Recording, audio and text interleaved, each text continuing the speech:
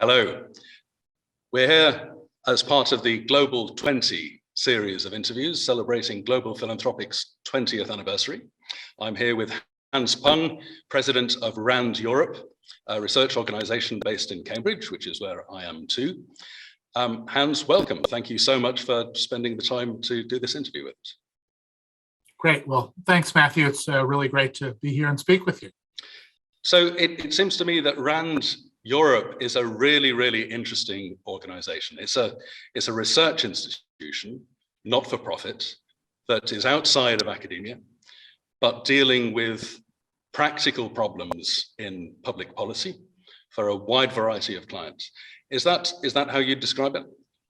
Yes, yeah, I think so. Very much. How do you do empirically grounded, fact-based research and analysis, but applying it to real-world problems? Absolutely. Thanks. Right. So the outcomes are important, but the methodology is important as well. Both, So it's not only evidence and facts, but it's then how you then apply that and how that then looks to solve, some of these global challenges we have, and we certainly have a number today. Thank you. Yeah. Tell us a little bit about yourself before we get stuck into what some of those global challenges might be. Thanks, Matthew. Very happy to. So as you can probably hear from my accent, I grew up in the US, but I've largely lived in Europe for the last 25 plus years. I've been with Rand for the last 20 of those, starting as a policy researcher, largely around the field of industrial economics. I stood up Rand's first defense and security program, as well as other programs of work at Rand Europe, employment, education, other social policy work. And I've been effectively the chief executive, although my job title is president, for the last 9 years. Prior to Rand, I was an engineer in the United States Army, and I had a number of different roles all over the world. Great, thank you. So let's turn to some of those global challenges. As we speak, the world is on fire. We don't have a shortage of global challenges to choose from. There's a devastating war going on in Ukraine. The climate emergency is constantly with us. But what we want to focus on in this conversation is the COVID-19 pandemic, and in particular, some of the outcomes that we're seeing from that in education, in mental health, and how each of those intersects with inequality. And also, of course, to consider how philanthropy is playing a part in dealing with some of those challenges. So let's start off with education. Ban Ki-moon in the Talking Philanthropy conference last year gave us some pretty startling facts. He told us that 90% of all students worldwide were kept out of schools, and 500 million students were unable to access remote learning at the beginning of this pandemic. So it's easy to imagine from that how disadvantage might be exacerbated in education. But your organization deals with facts rather than assumptions. So does the data bear that out? So I think it does, Matthew. In a whole range of areas, we can focus on education to start. I think it's pretty clear that the pandemic has driven a lot more inequality, or at least exacerbated the inequalities that have already been there. And I think, as a number of people have pointed out, we've all been in the same storm of this pandemic, but we've often floated through it in very different boats. And I think what we're seeing now is, a more unequal world, and that applies not only locally and nationally, but also globally. Particularly through access to vaccines is probably the best global example of that. The other thing to maybe say, though, is this is still a work in progress in terms of trying to understand this. So there's still a lot of data that's being collected and analyzed, and we'll get a fuller picture over the months and years ahead. But I think your premise is backed up by the evidence that we see now. We're seeing rising inequality in education spaces. If you look at, you talked about Ban Ki-moon and talking about effects of kids not being in schools at the start of the pandemic. I had two that were not in school at the start of the pandemic, and then they were not in school for a lot of the other parts of the pandemic.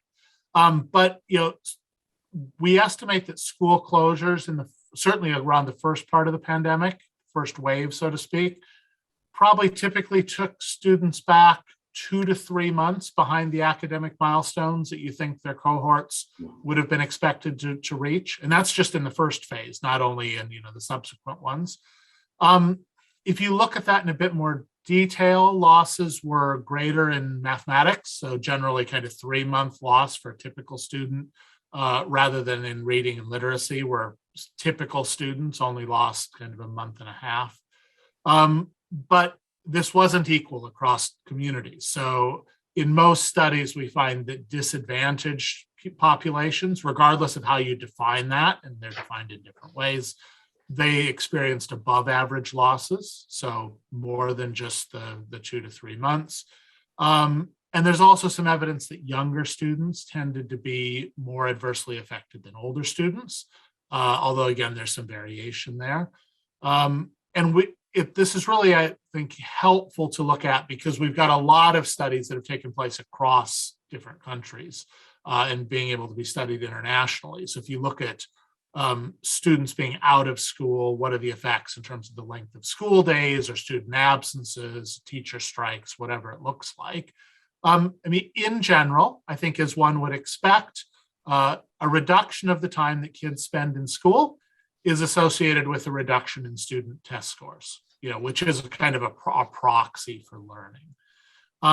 If individual students are absent rather than whole classes are absent, that has a greater effect on those individual students, probably because it's easier for teachers to facilitate whole class learning. If the whole class is out, it's easier for them to teach the whole class remotely than to make specific provision for 1 or 2 individuals. And again, I think in all of the contexts, certainly that I've seen, mathematics is a lot more severely impacted in restrictions than literacy, probably because it's a lot easier to practice literacy outside of the classroom than numeracy. I could read books to my kids, they could read to me.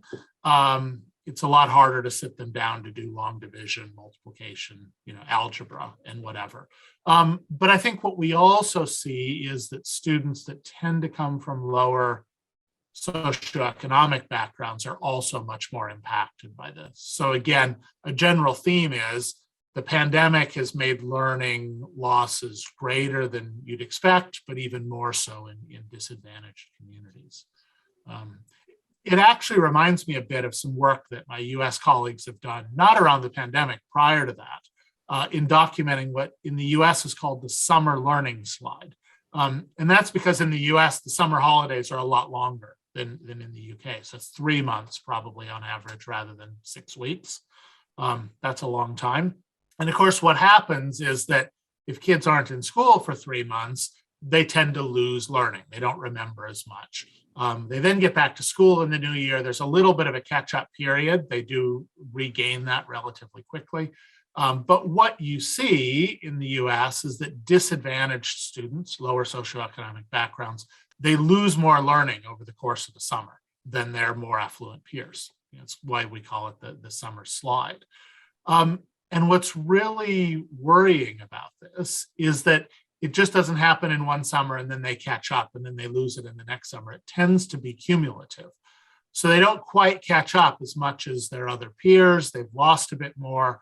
So over time, you see them falling farther and farther and farther behind. So, and there's a little bit of a risk, I think, with the pandemic that we may see similar examples where as you have successive waves of school closures, disadvantaged children fall farther behind. It's hard to catch up. It's not all bad news. I think it is promising that Rand has found it, certainly in the US context, with summer learning loss, if you can identify who some of the vulnerable students are and get them to participate, particularly in targeted summer learning programs, you can reduce the slide significantly and you can catch up significantly. So we don't have a whole generation of children that are condemned to perpetual learning loss, but we do need to be thinking hard about how we drive interventions to try to recover that. Okay, and is Rand Europe involved in helping to shape those interventions to craft them? Yeah, so we have been.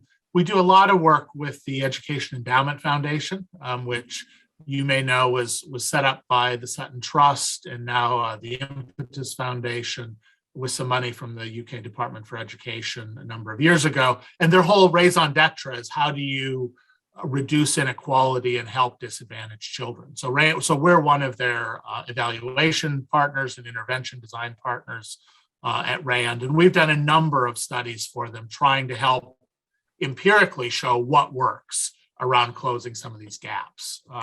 One recent one that we looked at was the Nuffield Learning Education Initiative. So this is trying to get kids who are behind in their verbal learning to catch up with their peers. We did a big randomized control trial, gathered lots of evidence, and actually found that over I think it was a 9-month period, these kids kind of caught up 3 months relative to their peers. This is now being rolled out by the Department for Education in the UK across all schools, and it's actually a specific part of their COVID recovery program. Great, thank you. So obviously the pandemic has impacted education. It's had many, many other effects as well. I want to turn very briefly to mental health. I'm sure we can all collect examples from our own lives, our own friends and family of how mental health has suffered in small or large ways over the last couple of years. But again, what is the data showing us? Is there an effect of inequality in that picture too? Yeah, so I suppose in some senses you see similar patterns than what one sees with education. So mental health has gotten worse for everybody during the pandemic. And it tends to get worse when we go into lockdowns and have more restrictions. When those ease, mental health recovers a bit. If then there's more restrictions, it gets worse. This is a pretty universal phenomenon. But some people's mental health seems to have suffered more.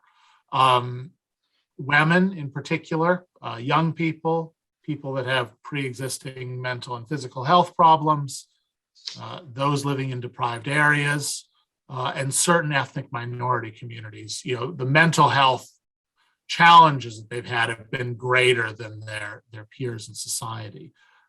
Maybe a little bit surprising, at least to me, is there's mixed evidence about the impact of the mental health impact of the pandemic on well-being by ethnicity.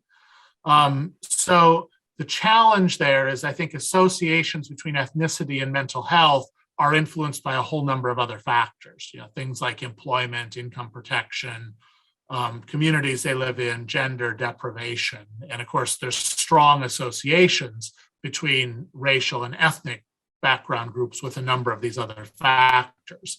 And part of the challenge, certainly that we see in the UK, is a lot of the population studies that measure mental health don't have sufficient ethnic minority respondents to give them a detailed look. So here's, I suppose, on my part, a real plea for the importance of making sure when we're gathering data and evidence, we gather it in a way that allows us to comment about all groups in society, not just generally. So it is still a mixed picture, but not a great one with respect to inequality. Yeah, understood. Thank you. And turning now to philanthropy, how has philanthropy stepped up in these challenges? Has it stepped up enough? Yeah, well, I think that's a hard question to answer, at least the relative part of it. I mean, I think one sees that trusts and foundations have largely maintained their charitable giving and outputs over the period. Perhaps they've tended to focus in some areas on their existing beneficiary base rather than opening up to new applications. But by and large, I think spending is kept up, even if income is dropped. So what you also see is the depletion of reserves of some of these organizations. But I think you also can't rely on philanthropy for everything, in the same way that I don't think you can rely on public or private sector funding for everything. And I think one of the big changes that I've seen over the last 20 plus years is that to solve a number of these big problems, we do need a real widening of the coalition of stakeholders to meet those challenges. So that's not just government, it's not just commercial funding, but it's also philanthropic contributions, whether that's individuals or charities or family foundations. I think philanthropic funding can do different things than public funding. And in some cases, I think sometimes the magic happens when you get that multiplicity and different combinations of the funding. I think the development of the Oxford AstraZeneca vaccine may be a good example of that. Over time, there's been sustained public funding of research at Oxford and within the AstraZeneca context, but there's also been a lot of philanthropic contributions to the university that's allowed that science base to be maintained.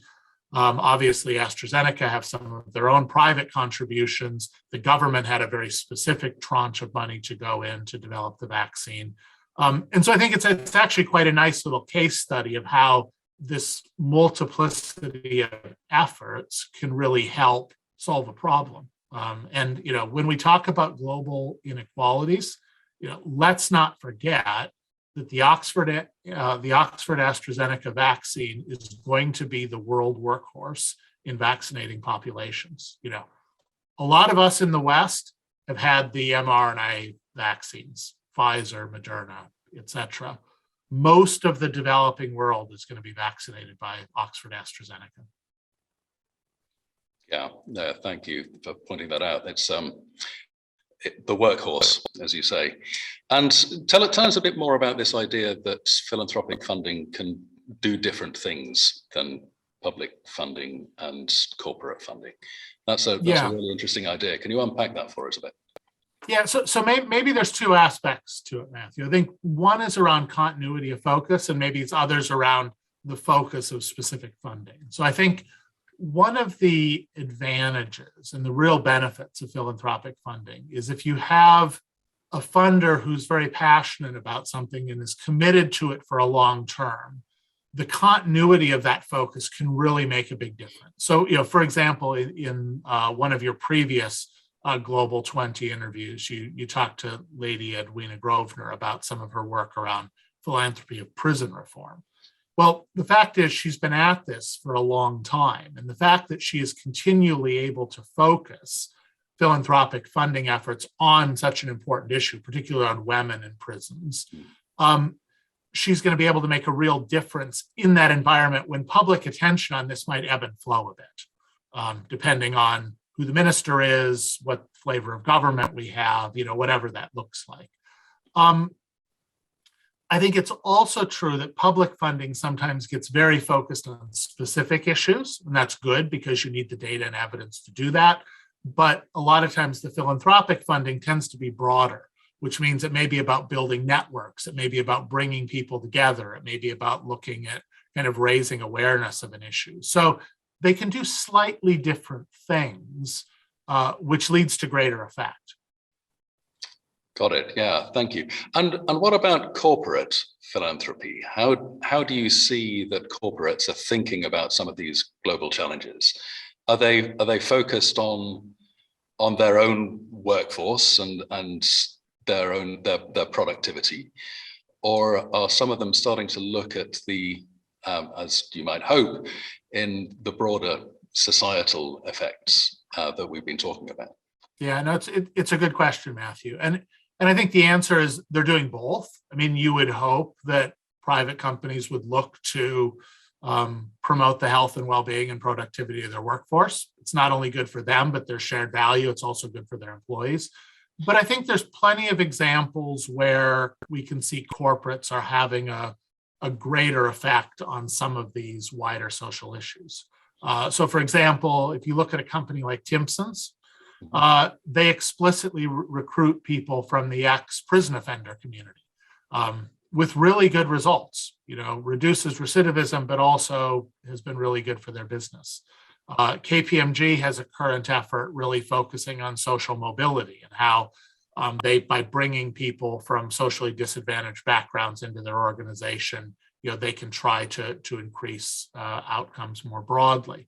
Other companies sign up to schemes like the Armed Forces Covenant, which then allows them to better support reservists, service leavers, and their families as they make the journey out of the armed forces. So I think there are good examples where we do see corporate philanthropy or corporate programs starting to have effect.